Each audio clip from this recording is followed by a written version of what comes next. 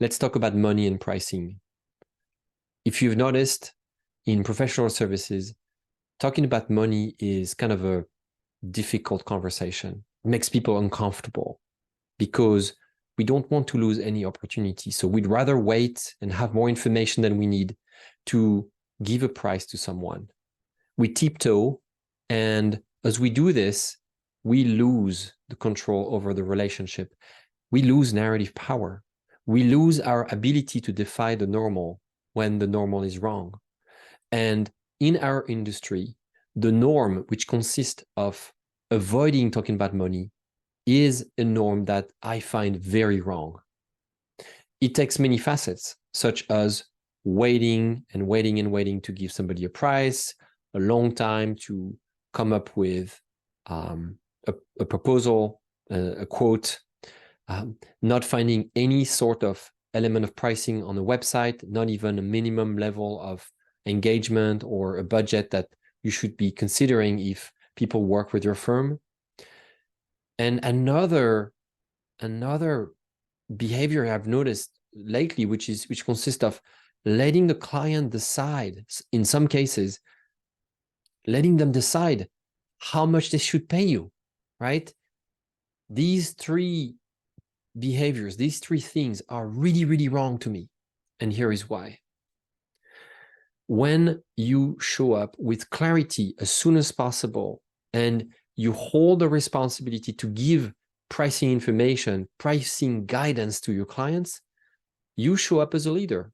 You show up as an expert. It highlights your expertise because it means that you've done the work that you are doing so many times that you know what your client should be expecting to spend with you. And it's something that is your responsibility because hopefully, if you claim to be an expert, if you claim to have a focused area that brings a lot of value to your clients, you should have done it so many times that, yeah, you should be clear about how much people are in general spending with you, and this as soon as possible. It's not fair that you leave people hanging for a while. Let me give you an example. If I go shopping, I like to go to stores where I have a sense for what kind of range of pricing, how much I'm overall going to expect spending. Am I going to a luxury store where there will be nothing under $100? Maybe a keychain for $100 or a t-shirt. Very, very luxury stores are at that price point, up to 6 figures, 7 figures sometimes. Or am I shopping at a dollar store? If I don't have a dollar store, is a store, by the way, where everything is $1. Like it's like a supermarket with everything at $1. So before I enter into either or of these places, I want to know what kind of budget range I should be expecting so that I can make a conscious decision to either enter the store or just go somewhere else, so that I don't waste my time, so that I don't waste my resources, my attention, my times, my anything else going into the wrong store. And it's a pretty simple rule. In fact, in some countries like in Europe, and for instance in France, it is mandatory for stores to have prices in their window. People have to know the price. You can't just fudge the price and decide at the last minute based on people's skin color, for instance, or age, or how they look. No, it's not okay to do this. So why is it that we tend to do the same thing, to tend to not do the same thing, in professional services? I wonder. And in my opinion, my theory is that it's because of our lack of confidence, of our lack of commitment and responsibility for the value that we bring to our clients. But the bigger problem is that if we don't commit to our value, if we don't take ownership of the value that we bring, our clients are not going to do it for us, right? And we are going to enter this circle where we over-invest in the sale.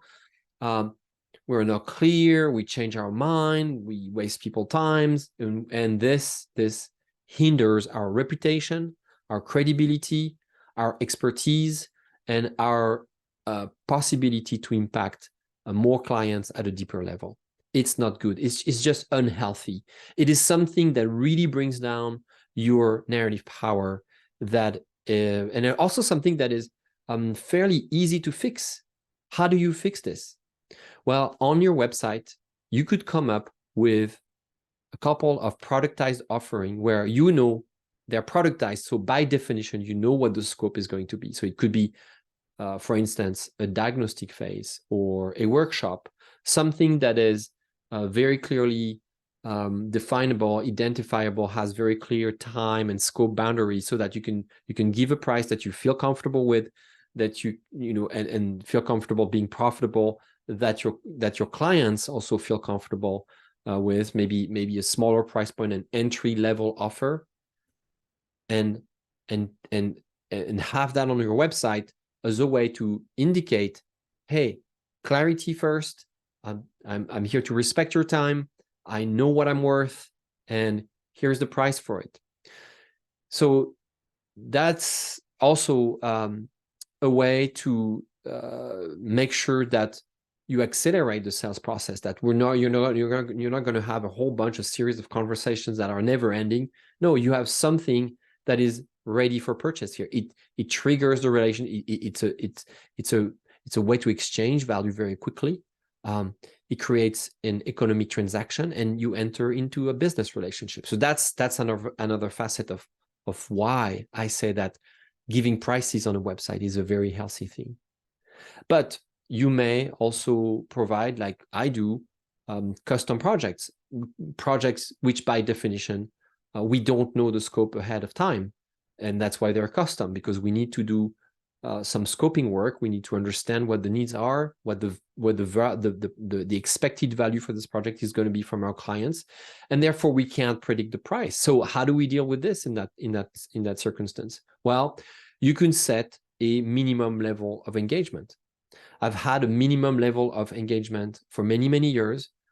To work with me in a consulting capacity, you should expect to spend at least $30,000 a year over the course of a year for a team of at least 2 to 3 people in my program called Teams on a Mission. That's my minimum level of engagement.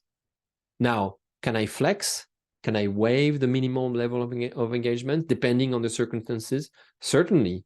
I've even waived it down to 0 and done pro bono work for change-making organizations that I really cared about, that had a meaningful impact to me, and to which I wanted to provide some value for free for a period of time. So you have to be confident, be responsible for your pricing, but also flexible. That's my point here. And what's interesting is that I've noticed that the more confident, the more clear you are, the more determined you are about pricing, the more confident you get, and the more flexible you get. That's my point. The more confident, the more flexible you get, because you know how to anchor, how to frame your prices, and therefore you know where you can be a little bit flexible. You know your elasticity in terms of pricing.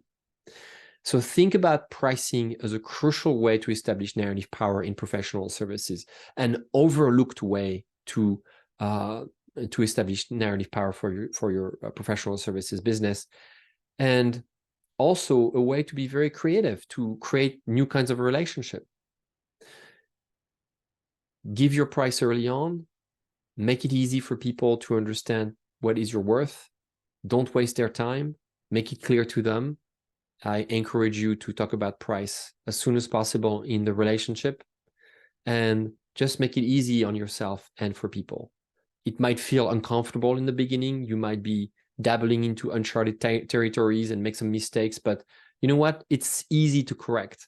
It's easy. If you publish your pricing on your website, you know, adding a 0, removing a 0, changing the digits, is super easy. Just go on your website and do it. People don't pay attention too much to this. They don't remember necessarily. They're not every day glued on your website expecting you to change your price. They don't memorize this kind of detail.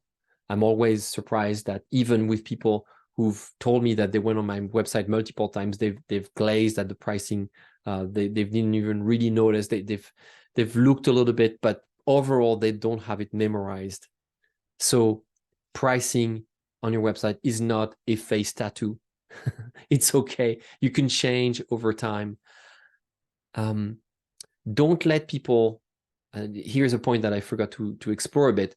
Don't let people decide what they can afford for your business, because it puts too much of a burden, too much of an emotional burden on them to decide.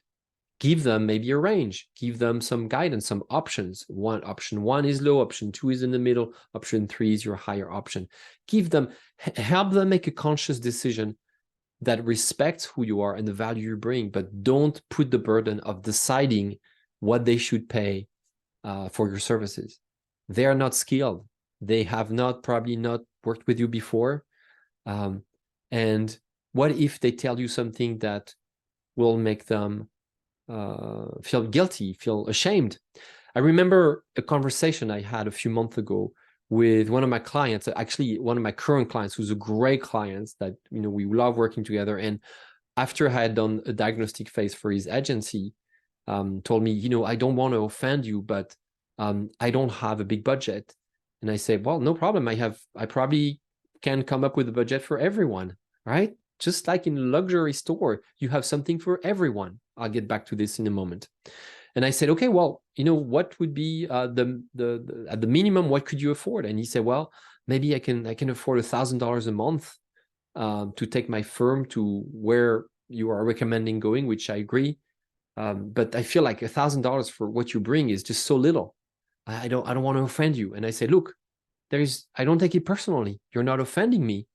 I'm not going to let you decide what you get for $1,000. I'm going to tell you what you can get for $1,000, but I'm going to respect the fact that that's your budget, right? That's what you have to work with. I get it, no problem. And it turns out I have a great offer for $1,000 a month that can work for a CEO of a small marketing agency. And that offer is called Expert on a Mission. And it's $1,000 a month. And it's a package that includes 2 sessions a month, and a series of things that it's on my website. You can look at the details, you know, connections with me, all my content, and all the tools. And it's a great value. It's a really, really great value. It's all productized, it's all packaged, and it's ready to go. And he was surprised that I was able to instantly and confidently talk about pricing. And he decided to sign up right away. Decided to sign up. Say, yeah, I'm interested. Actually, I didn't know. It's a great surprise. I didn't think that you had something at this price point. Now, what's important is that at that price point, I still keep my profitability high to be comfortable to deliver the value that he needs, that value that I feel comfortable delivering, by also respecting his budget. So that's an example, that's a scenario, and hopefully a helpful example for you to understand how to deal with money in professional services in a way that does not hinder your narrative power, that doesn't you know, make you look like a vendor who's not very sure what they're doing, that doesn't make you look like a beginner freelancer who's just, you know, kind of guessing what they could be doing, but somebody who has expertise, who has confidence, and who has respect also for their clients in the sales relationship. Okay, I hope that it helps. And as always, I welcome your questions and comments. Thank you so much, and I'll see you next time.